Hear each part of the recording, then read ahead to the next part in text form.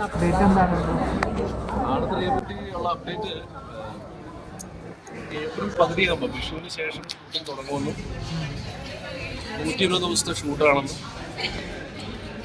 കുറച്ച് കാര്യങ്ങളൊക്കെ ഷാജി പാപ്പൻ ഉൾപ്പെടെ അറക്കലപ്പും സാത്താൻ സേവിയറും ഡ്യൂഡും ഒക്കെ പഠിക്കേണ്ടതായിട്ടുണ്ട് ആ സിനിമയിൽ അഭിനയിക്കാൻ. അപ്പോൾ ആ ഒരു കോഴ്സിന് വേണ്ടിയിട്ടുള്ള കാത്തിരിപ്പാണ്. അപ്പോൾ ആ കോഴ്സ് ചെയ്തിട്ട് വേണം നിങ്ങൾക്ക് പോകാൻ. അത് എന്ത് കോഴ്സാണെന്നുള്ളത് നിങ്ങൾ സിനിമ വന്നു മനസ്സിലാവും. എല്ലാവർക്കും അങ്ങനെ ജനറലി അറിയാൻ വയ്യാത്തൊരു സാധനം ഞങ്ങൾ പഠിച്ചേ പറ്റുള്ളൂ ആ സിനിമയ്ക്ക് വേണ്ടിയിട്ട്. അപ്പോൾ അങ്ങനെയാണ് മിഥുൻ മേനോൻ തോമസ് പറഞ്ഞിരിക്കുന്നത്. ഏപ്രിൽ 10 തുടങ്ങിയിട്ട് ഒരു ഓഗസ്റ്റ് പകുതി വരെയും പോകുന്ന രീതിയിലാണ് ഇപ്പോൾ പ്ലാൻ ചെയ്യുന്നത്. ഞങ്ങളെല്ലാവരും വെയിറ്റ് ചെയ്യുവാണ്.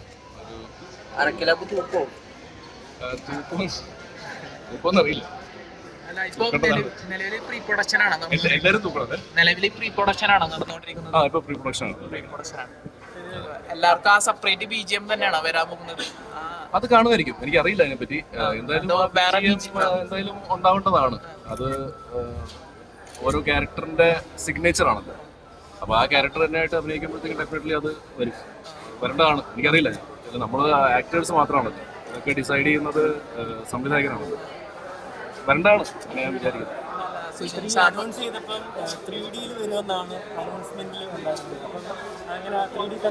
3D ഇപ്പൊ തന്നെ കുറച്ച് വലിയ പടമാണ്, ഒരു വലിയ ഇൻഫ്രാസ്ട്രക്ചറിലാണ് ഈ സിനിമ ചെയ്യാൻ പോകുന്നത്. അപ്പൊ അതുകൊണ്ട് തന്നെ ബഡ്ജറ്റ് ഭയങ്കര ഹൈ ആണ്. അപ്പൊ 3D കൂടെ ആകുമ്പോഴത്തേക്കും കുറച്ചുകൂടെ ബഡ്ജറ്റ് ഹൈയിലേക്ക് പോകും.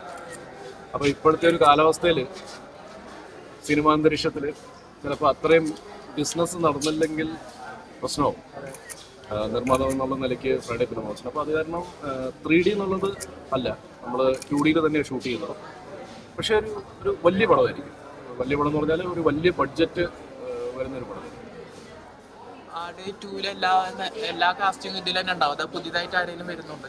എനിക്കറിയില്ല, പുതിയ ക്യാരക്ടേഴ്സൊക്കെ ഉണ്ട്. അപ്പോൾ ഡെഫിനറ്റ്ലി പുതിയ ആൾക്കാരും കാണും, പഴയ ആൾക്കാർ എന്തായാലും ഉണ്ട്.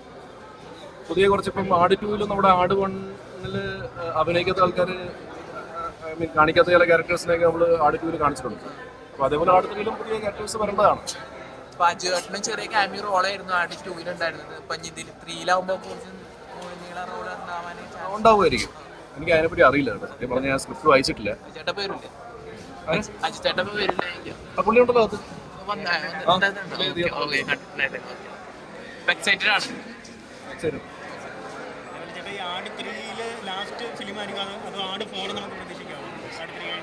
അതറിയില്ല. ഇപ്പൊ ആട് 3 വിജയിച്ചാല് നമുക്ക് പറയാൻ പറ്റുള്ളൂ ആട് 4 ഉണ്ടാവുക.